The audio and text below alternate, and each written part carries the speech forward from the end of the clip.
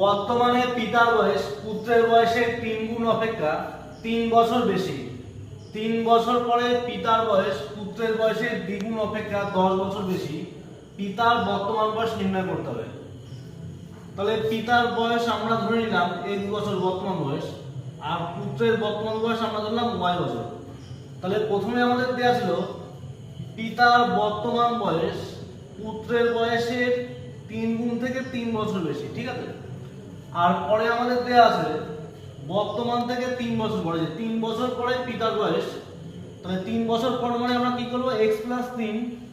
3 বছর পরে পিতার বয়স পুত্রের বয়সের দ্বিগুণ অপেক্ষা, এই পুত্রের বয়সের দ্বিগুণ অপেক্ষা, তাহলে আমরা কি করব, 2 গুণ করব। কত বছর বেশি? 10 বছর বেশি, তাহলে +10। তাহলে এখানে দেখো এই যে x এর যে ভ্যালুটা 3y + 3, এইটা যদি আমরা এই সমীকরণে বসিয়ে দিই, তাহলে আমাদের এখান থেকে কি আসছে, 3y + 3 আর এখানে 3। তাহলে এখান থেকে আমরা গুণ করে দিই 2y + 6 + 10।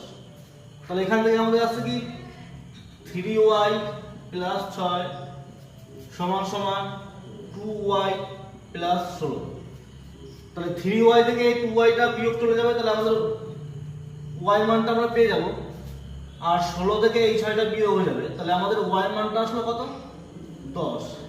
তাহলে আমরা পুত্রের বয়সটা পেয়ে গেলাম 10 বছর। আমাদের বের করতে হবে কার বয়স, পিতার বয়স। তাহলে দেখো পিতার বর্তমান বয়স কত, 3y + 3। তাহলে আমরা কি করব, এইখানে y মানটা বসিয়ে দেবো এই সমীকরণে। তাহলে y মান যদি 10 বসাই, তাহলে 3 × 10 + 3, তাহলে 3 10 কে 30 + 33 + 30 33 বছর। তাহলে আমাদের উত্তর হবে অপশন এ।